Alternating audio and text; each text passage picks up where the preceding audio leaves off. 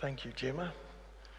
There is a place of quiet rest near to the heart of God. That's a precious hymn.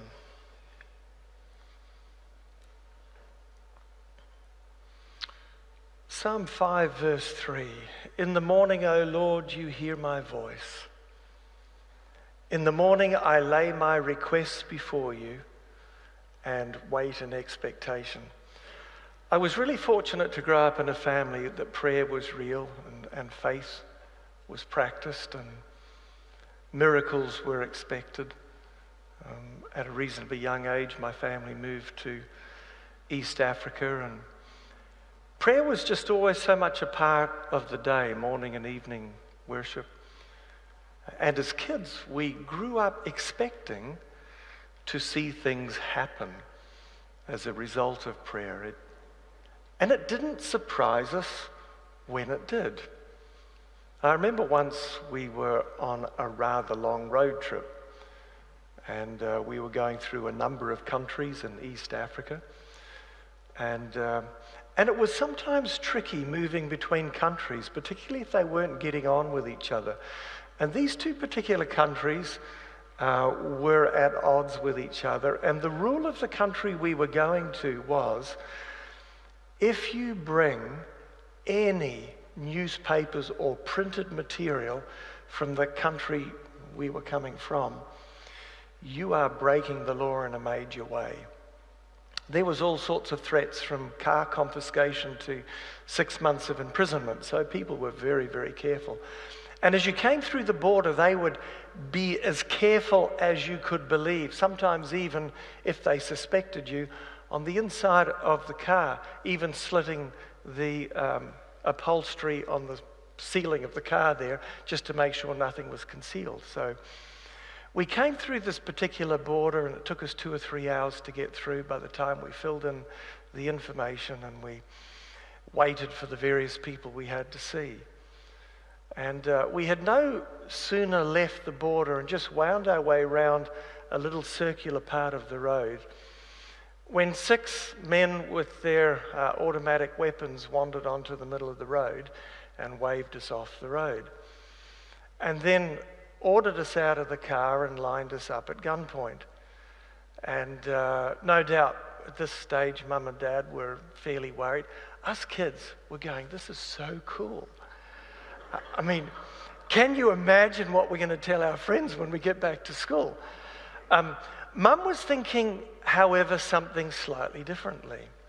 See, that morning, never wanting to waste anything, there was some leftover lettuce that needed to be wrapped. And the car was hot, and what would you wrap it in but some damp newspaper from the country we'd been to. So she's standing there thinking, the lettuce, the newspaper, it's in the boot. We're about to get searched. And she's praying and not saying a word to the rest of us, just praying. So the gentleman at gunpoint ordered my father to take the things off the roof. 4 big suitcases tied on the top of our old Datsun 1600. And so he brings down the suitcases one by one, and Mum's going, please do something before they get to the boot. The very first suitcase is my brother's, and there's his Bible packed on the top like Mum and Dad taught us. And the leader of the group comes across and says, picks up the Bible, has a look at it, says, are you guys Christians? Dad said, yes. And the man said, where are you from? And my dad said, well, we're from Malamulo, not thinking that the guy would know what we were talking about. And his eyes beam. This Malamulo and Malawi, we were a couple of countries away from this now. And the guy's eyes beam and he says, I went to high school at Malamulo. I went to your Adventist high school. And he says to his men, put your guns away and tie these suitcases up for this man again. He's a good man. And they never got to the boot. And we leave the border, and Mum has this great prayer of thanksgiving. What's the chances? We didn't travel too far that day, actually. There were some friends not far from the border we went and spent the night with. Next morning we headed off again. And Dad looks down at the petrol gauge. We had filled up fairly recently, so he thought, look, just in case, I'll go and top up. Pulls into the Shell station and is about to get out of the car when a truck pulls up beside him full of people on the back. And one of the men from the back jumps down and is looking at our car as if he knows us. My dad's looking in the mirror going, that guy's looking at us and I don't think we know him, do we? He comes round to the driver's side of the car and he says to my dad,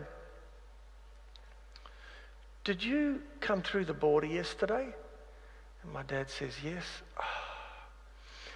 I realized I was the man at the border that you saw. I realized that after you left, there's a piece of paper you have to sign that you didn't sign. My dad's going, maybe. If you get 20 kilometers down the road, there's a checkpoint. If you get there without the piece of paper, they will think you entered our country without permission and your car is here illegally, and they'll take your car. So we think, well, we'll play it cautious just in case. Went back to the border. Indeed, there was this piece of paper. We passed where we had stopped at the Shell station. Sure enough, 20 kilometers down the road, there was a checkpoint, and they asked for that piece of paper. I don't know mathematically or how much you enjoy maths. What's the chances that we happen to arrive at that Shell station at the same time the guy recognized? You get it. What's the chances?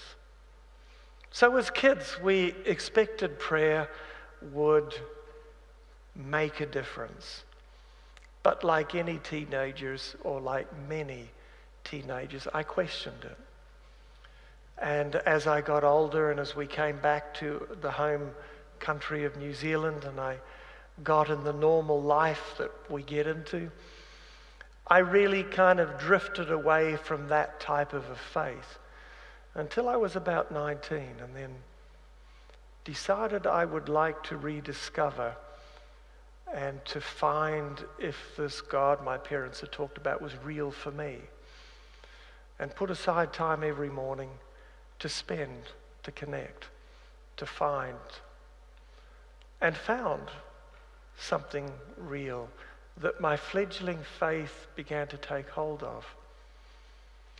The first test of that faith, I was enrolled at Longburn Adventist College doing the primary teaching course. And a test of that faith was an occasion where I was going to do a prac teaching 1 month in someone else's classroom. And as part of that spending a month in someone's classroom, they said, you need to develop a 4-week unit on disabilities. This grade 3-4 class needs to learn and to appreciate people in society with disabilities and all the things connected with that. And I looked at that and I really didn't know where to begin as a 19-year-old, and I should have asked someone. But instead, you know what it's like sometimes as humans, you kind of just get yourself in this bit of a spiral. And instead of asking for help, I just kind of left it. And I got to the night before I was to start my prac session. I thought, oh man, I'm turning up to this classroom. The classroom teacher's going to ask me. I'm going to have to be embarrassed and go. So about 2 o'clock in the morning, I thought, I got a better idea. I'll just ring up in the morning and go, I quit.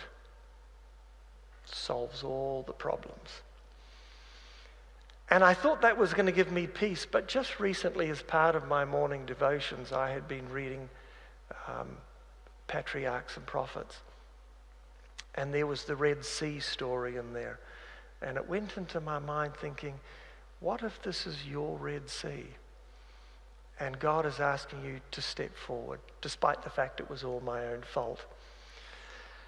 So about 4 o'clock in the morning, I gave in and said, okay, God, you win. I'm just going to turn up tomorrow. So first day that you do prac teaching, normally you just sit at the back and you watch the classroom teacher, which is, what I did. And I was waiting all day for her to say something to me. And she said nothing, but about 1 o'clock in the afternoon, 1:30, just after we'd come in from break, I was sitting at the back, she was teaching, there was a knock at the door, and there's a police lady. And my classroom teacher goes and starts talking to the police lady, and they're pointing at me, and I'm thinking, that's probably not good. And then she comes over to me and says, look, this unit of work on disabilities that you are to start teaching tomorrow, is it something you'd like some help with? And I tried to play it really cool. You know how it goes? Yeah, I could probably do with a little help. She said, well, this police lady is an education lady that comes around once every 4 years. And she just sees if there's any help we need with anything we're teaching. She says, no, we don't have anything to give her at the moment. Would you like her to get involved? I said, sure. I thought it was a bit strange. It didn't kind of fit in with police work or safety, or maybe it did kind of. But I went down to her. She invited me down to the police station to her office after school. I found she was an ex-primary teacher who had taught a unit on this topic. And she said, I'll show you what you need to do. She sat down, she planned out my unit for me. She got on the phone, she rang a whole lot of visitors that would come and visit. And the next day, I was ready to begin. But I thought, what's the chances? Is it coincidence?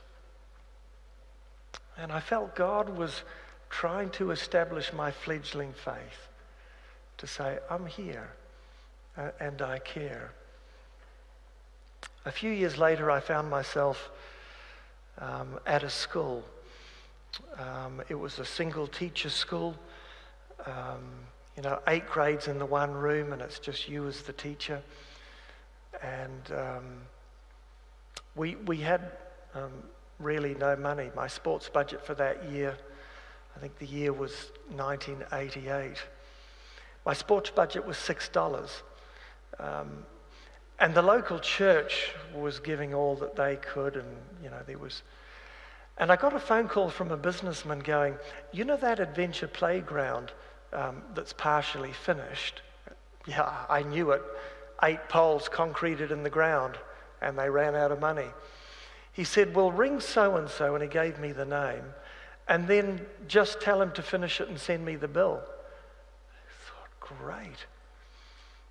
With a bit more experience, I would have got it in writing, because when the playground was nearly finished and the bill was coming in for $6,500, I got a phone call from the businessman going, just to remind you that I'll pay the first $1,200 and you guys will pay the rest. I chastised myself for being a little naive, and I didn't know what to do. And I didn't have the money. By now my parents were back in the mission field. I know they didn't. So the only thing I knew to do was to find that open field near where I lived and just pour it out to God. Didn't know what the answer was, did the same the next morning, and felt strongly to ring the conference and ask them about Grant C money for our school. Now, Grant C money had been phased out well before I came on the scene. It was government capital development money given to independent schools for use for capital development, but they had decided not to keep it any longer. So I followed the prompting. I rang up the Secretary-Treasurer of the North New Zealand Conference, and I said, I would just like to see what there is in our account for the Grant C fund. And I could tell he was smiling on the other end. He said, look, I'm sorry, but that grant was phased out years ago. It's not something that exists. Would you just have a look for our school? He said, look, all the schools have long since spent that. Look, there is honestly nothing available. Would you please just go and have a look? And it was on the ledger card still. in the North New Zealand Conference, and he came back with the ledger card and he said, "You won't believe this." And I said, "Actually, I would." The amount was within $50 of the gap that was needed. It was round about, it was just over $5,300 or $5,400. And that night there was a prayer and a praise session as I realized again that God intervenes in the lives of his children. "And it shall come to pass that before they call, I will answer, and while they are yet speaking, I will hear. For your heavenly Father," Matthew 6:8 says, "knows what you need before you ask him." In other words, whatever needs I have this week, God foresaw before I was born. There is absolutely nothing that will happen to me this year that God didn't see before I even existed. And therefore, he must have the answers. He understands my needs, even when I create some of them myself. And there is something really tempting about finishing the sermon right here. Because if that clock is right, it's just after 1:45, and you'd all bless me for an early lunch, wouldn't you? But there are other texts that we need to consider. Why do you hide your face and forget our misery and depression? Or Psalm 13, "How long, O Lord, will you forget forever?" Or what about Psalm 88:14, "Why, O Lord, do you reject me and hide your face from me?" Because you would have to be honest that that is also our experience. You know, a few years after the story I've just told in regards to the Adventure Playground, I found myself in a different conference at a different school, a different set of circumstances, a great need for God to intervene in more than one area of my life. And I heard nothing. And I experienced nothing from my perspective. And the days turned into weeks, and the weeks turned into months. And it felt like every area of my life was just crowding in, caving in, and no answers. And I would still spend my time with God each day. And there would still be peace that I would find, but not the answers that I was looking for. And I'll have to admit to you that there were long periods of time that to me, death was preferable to life. And I questioned, "God, why are you silent? In the past, you've stepped in and you've intervened in ways that I couldn't have dreamed of. I know you're real, but where are you now?"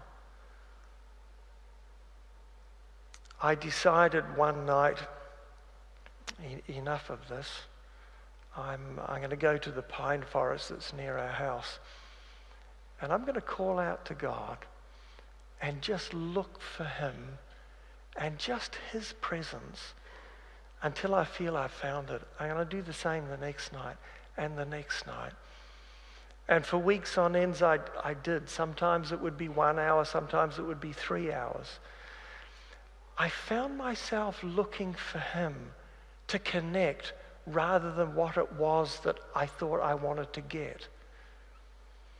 And I came to realize that what God wanted to give me, far more than what I thought I needed with the prayers I was praying, was just simply to connect and to be in his presence. Because there's something that happens to us, indescribable, when we just simply come and be in his presence. I remember some nights I would call out and say, God, you can't get rid of me. I've decided, God, you can't get rid of me, because I'm just going to keep coming back. And within that experience, I found something greater, to be honest, than I was looking for. Something greater than the answers. And from the perspective of years, I look back and realize that that experience has become a beacon of light and of hope to my journey today.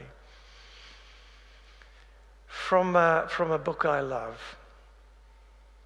into the experience of all, there comes times of keen disappointment, utter discouragement, days when sorrow is the portion. And it is hard to believe that God is still the kind benefactor of his earthborn children. Days when troubles harass the soul, till death seems preferable to life. Could we at such times discern with spiritual insight the meaning of God's providences, we should see angels seeking to save us from ourselves, striving to plant our feet upon a foundation more firm than the everlasting hills, and new faith, new life would spring into being. A few years ago, I took this passage, I printed it out, I have it beside my desk. I need it often. Nothing is apparently more helpless, yet really more invincible than the soul that feels its nothingness and relies wholly on God. There's an interesting comment by Philip Yancey in his book, Finding God in Unexpected Places. Great relationships take form when they are stretched to the breaking point and do not break. Seeing this principle lived out in people, I can better understand one of the mysteries of relating to God. Abraham climbing the hill at Moriah, Job scratching his boils in the hot sun, David hiding in a cave, Elijah moping in a desert, Moses pleading for a new job description. Confused and in the dark, they faced a turning point, whether to turn away embittered or step forward in faith. And in the end, all chose the path of trust. And for that reason, we remember them as giants of faith. Partly from listening to elderly people, I have learnt that faith means trusting in advance what will make sense only in reverse. One of the things I had noticed in Hebrews 11, because I love the first part of it, women receive back their dead, raised to life again, rescued from the fire, armies conquering where they shouldn't have conquered, and just massive stories of faith and of things that have happened from faith. And then in verse 35, there's this one word that separates it, others. Others were tortured and refused to be released so that they might gain a better resurrection. Some faced years and flogging, while others were chained and put in prison. They were stoned, they were sawed in two, they were put to death by the sword. They went about in sheepskins and goatskins, destitute, persecuted, mistreated. And then at the very end, that together we will all receive that reward in the future. God doesn't promise that we're going to have everything we feel we should have now, that all the answers we seek we'll have now. What he promised us is even more precious. His presence and his ability to be with and to love and to guide. So I learned it's vital to the development of our faith to step forward, rely on the evidence God has already given us. Even with our own human eyes, we cannot see him at work now. I like Ephesians 1:11. In him we were also chosen, having been predestined according to the plan of him who works out how much? Everything in conformity with the purpose of his will. And I have days where I'll get to the end of it, and the best I can do at the end is go, here it is, God. Here's my day. You take it and work it out in conformity with the purpose of your will, because I can't do too much with it. And there is a peace in being able to leave it there. We started with this text here. In the morning, O Lord, you hear my voice. In the morning I lay my requests before you and wait in expectation. I was looking to see what is the original in terms of that phrase, wait in expectation. And I found that was the original word. A primitive root properly to lean forward, that is to peer into the distance. What animal do you think of? I couldn't help but thinking of the meerkat, standing on the mound, leaning forwards, peering into the distance. So I rewrote the text a little bit. In the morning, O Lord, you hear my voice. In the morning I lay my request before you. I lean forwards and I peer expectantly into the future. And that's the privilege that we have. Let me just finish by sharing this one illustration which is stuck in my mind. Has anyone been to this place? I see a few hands. I just want to say I'm jealous because it's on my list of places that I would really like to go. An immense building, the largest Gothic cathedral that was built. Unfortunately, it's got both a positive and a negative history. I mean, it was first built back in the 7th century and then again rebuilt in the 11th century. In 1642, Cromwell's forces came in and they went to the west. Beautiful stained glass window on the west end, and used it for target practice and just smashed all the glass out of it where it lay. But then when the monarchy was restored, the glass was still lying on the ground, and they gathered it all up and they created this amazing mosaic from it. The first really of any of the modern mosaic artworks, even though they didn't realize that's what they were doing.